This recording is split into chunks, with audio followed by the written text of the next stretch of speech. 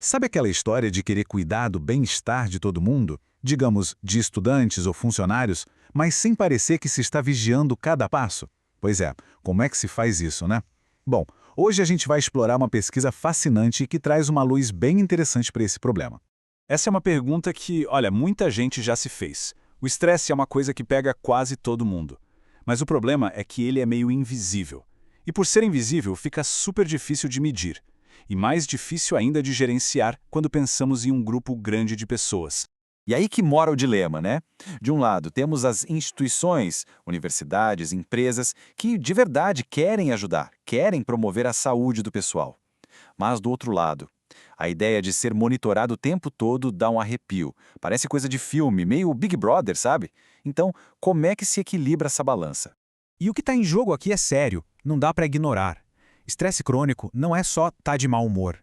As consequências são reais, tanto para a mente quanto para o corpo. A gente está falando de piora no sono, ansiedade, depressão e vai além, problemas de coração, pressão alta, até derrames. Então achar uma solução é mais do que uma boa ideia, é uma questão de saúde pública mesmo. Ok, então, para tentar resolver esse quebra-cabeça, surgiu uma abordagem nova, com um nome que parece até contraditório. Monitorar sem monitorar. Como assim? A ideia é genial. É acompanhar o bem-estar do grupo como um todo, mas sem nunca, ficar de olho em uma pessoa específica. E a mágica por trás disso tem nome: dados agregados. Em vez de pegar os dados de uma pessoa e analisar, os pesquisadores juntam as informações de um monte de gente e criam um resumão totalmente anônimo. Com isso, dá para ver o quadro geral, sabe? As tendências do grupo, mas a privacidade de cada um fica 100% protegida. Para ficar mais fácil de entender, vamos pensar na previsão do tempo. O pessoal da meteorologia fala qual a temperatura média da cidade e se vai chover, certo? Eles não precisam saber se uma pessoa específica lá na rua de baixo está com guarda-chuva. É exatamente o mesmo princípio aqui. O objetivo é entender o clima de bem-estar do grupo, e não o tempo de cada um. Tá, legal na teoria, mas e na prática, como é que isso funciona? Bom, para testar a ideia, um grupo de pesquisadores fez um experimento super interessante usando anéis inteligentes.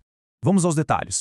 Foram 103 estudantes universitários no Japão, acompanhados por mais de 2 anos.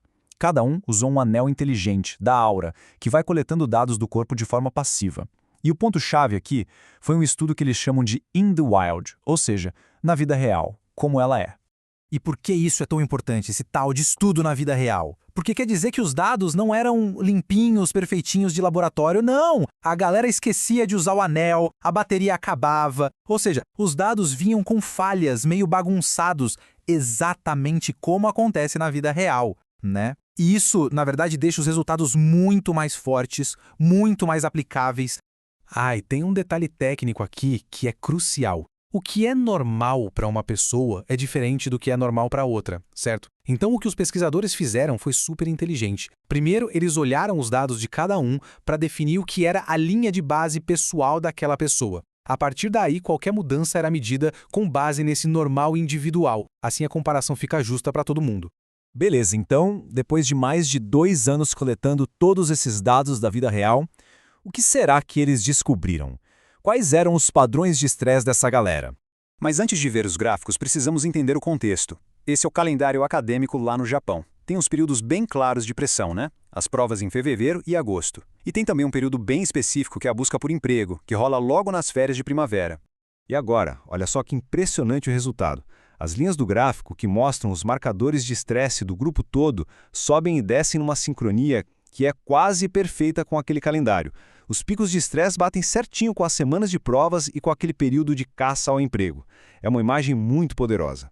Então, o que esses dados estão contando para a gente? A história é bem clara. Primeiro, eles mostram picos de estresse agudo. A frequência cardíaca máxima da galera ia lá para cima durante as provas. Segundo, sinais de estresse crônico, com o coração mais acelerado até durante o sono no período de busca por emprego. E o ponto talvez mais crítico, uma recuperação ruim. O sono profundo, aquele que restaura mesmo, diminuía justamente quando os estudantes mais precisavam dele. Isso aqui é muito mais do que só uma descoberta acadêmica interessante, sabe? É um caminho que se abre para a gente conseguir transformar esses dados em ações de verdade, ações concretas para melhorar o bem-estar. E o mais legal é o que os próprios pesquisadores dizem, nem precisa que todo mundo participe. Com um pequeno grupo de voluntários, já dá para coletar dados agregados suficientes para a administração da universidade, por exemplo, sacar onde estão os pontos de estresse e agir, antes que o problema estoure. Então, vamos imaginar como seria na prática. Um plano bem simples. Primeiro passo, a universidade cria um programa voluntário com esses anéis. Passo 2, os dados que chegam são na hora anonimizados e juntados. Terceiro, a análise mostra quais são os picos de estresse coletivo. E por fim, o passo mais importante, a universidade consegue direcionar ajuda, como apoio psicológico, bem na hora que o pessoal mais precisa. O grande poder disso tudo é que as decisões param de ser no achismo. Elas passam a ser baseadas em dados concretos. Imagina, a universidade pode perceber que uma semana específica está acabando com todo mundo e decidir criar uma pausa para a saúde mental. Ou até mudar o calendário, tudo com base em evidências reais do corpo das pessoas. Isso nos leva a uma reflexão final, né? Essa ideia não precisa parar nas universidades. Pense nisso sendo aplicado em empresas ou até em cidades inteiras, usando esse método para identificar e aliviar o estresse coletivo. Fica a pergunta: se fosse possível enxergar a nossa saúde compartilhada, protegendo ao mesmo tempo a privacidade individual, que tipo de comunidades mais saudáveis e unidas poderíamos começar a construir?